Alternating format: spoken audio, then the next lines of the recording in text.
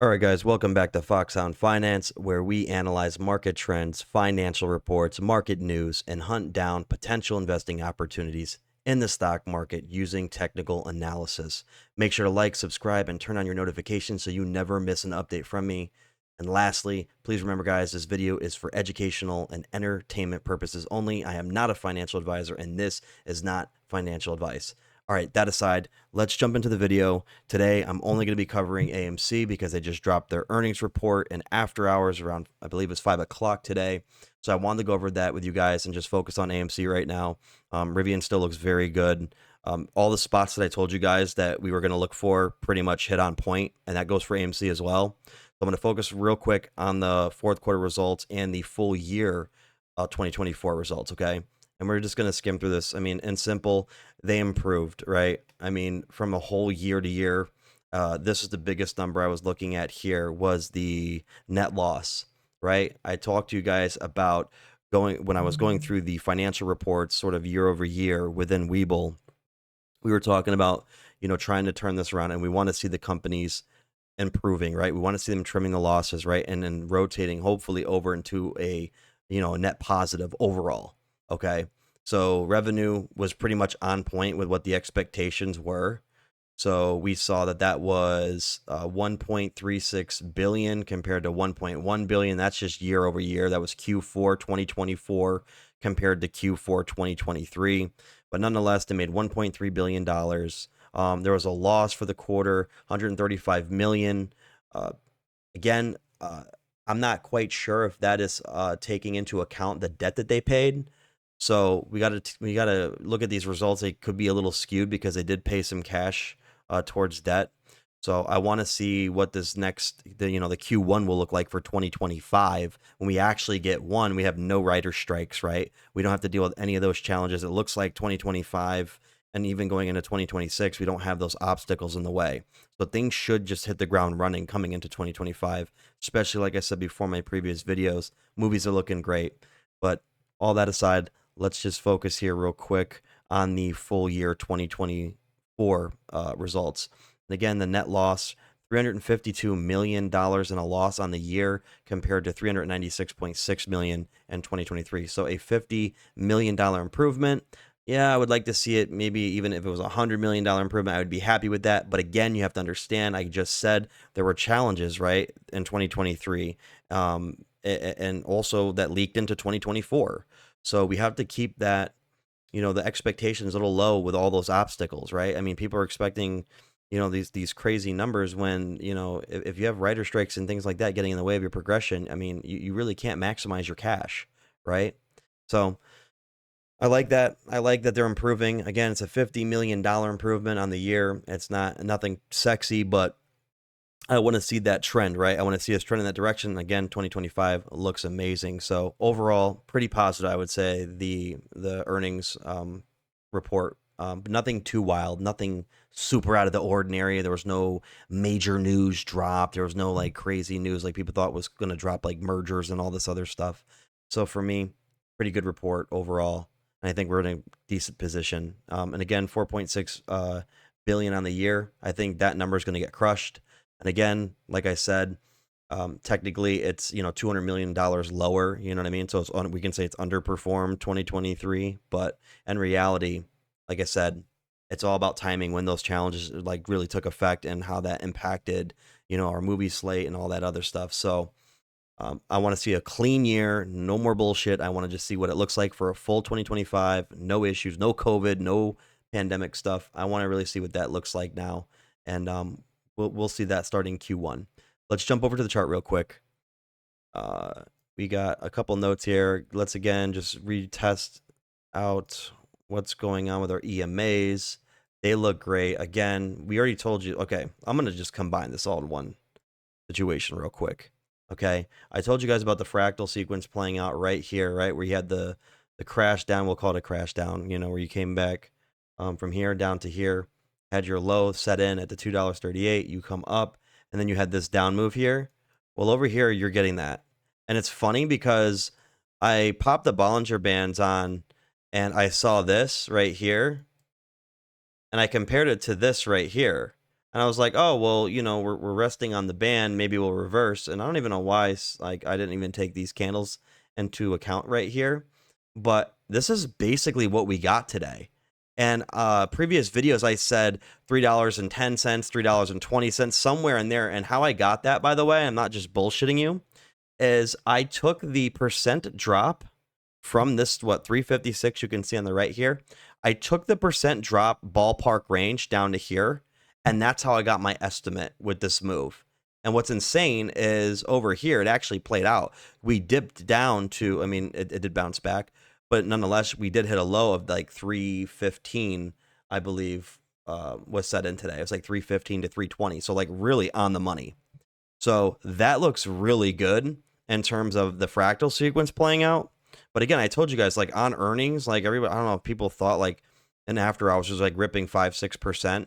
And technically, that just put us back in the 350 range. It was nothing crazy, right? So earnings didn't have this huge melt up squeeze or nothing like that. And I really didn't expect it to, unless, like I said, they got EPS that was positive or like, blew it out of the water somehow.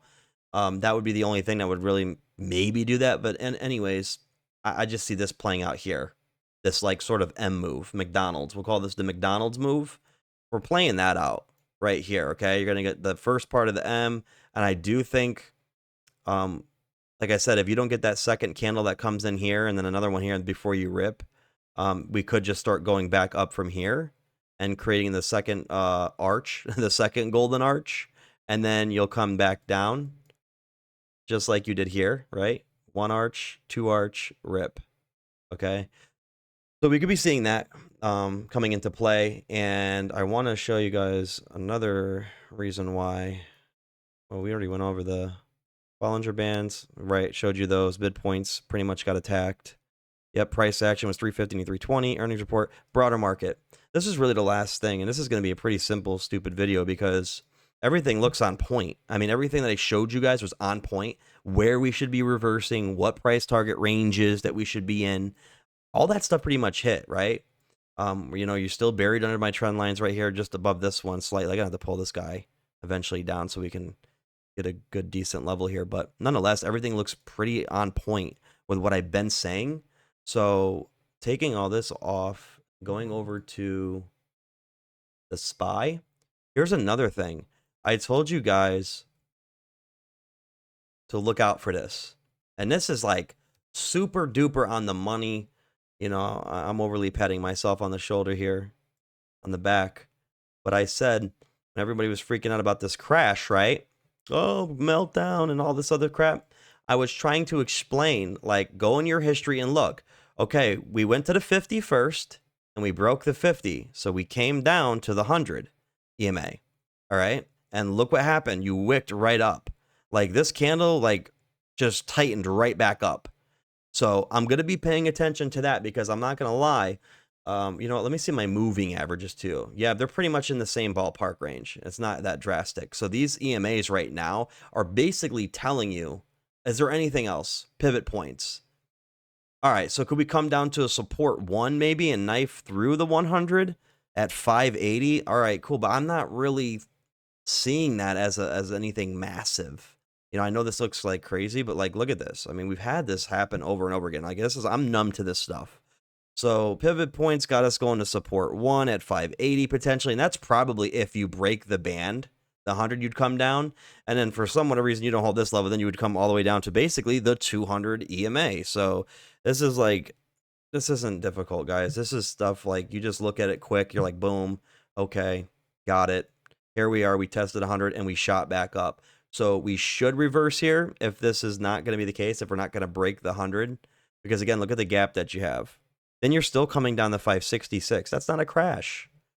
The only way that you crash is if you break this 200. And I mean like really break it. Like you got to do some damage. So broader market-wise for the SPY, this looks good. Look at this.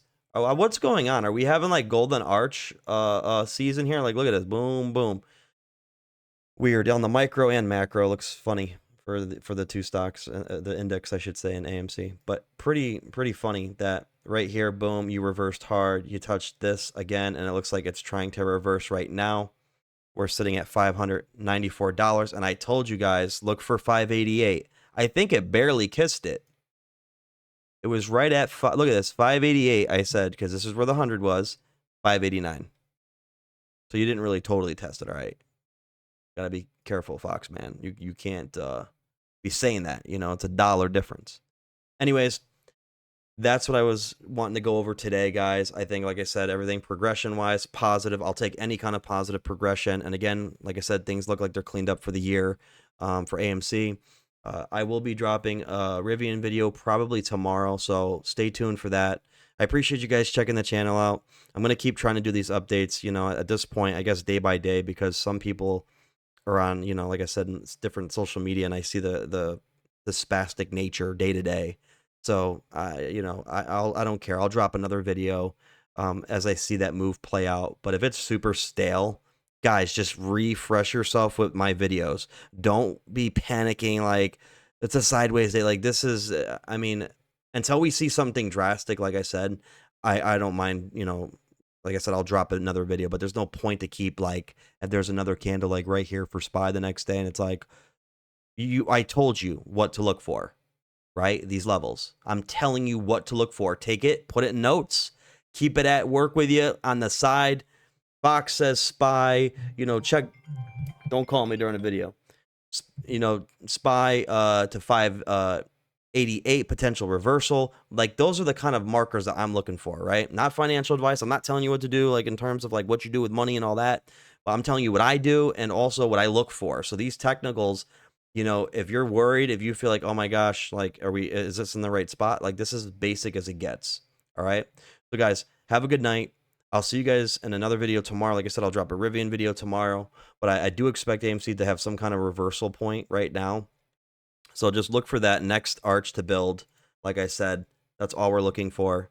The next arch to build on this M move, right? Up, down, and then go. Okay. That's it. Guys, appreciate you. As always, like I said, turn the notifications on. Make sure you're up to date. And like I said, leave a comment down below if you guys have any other questions, any other stocks you want me to talk about. I'm going to be adding some through the weekend.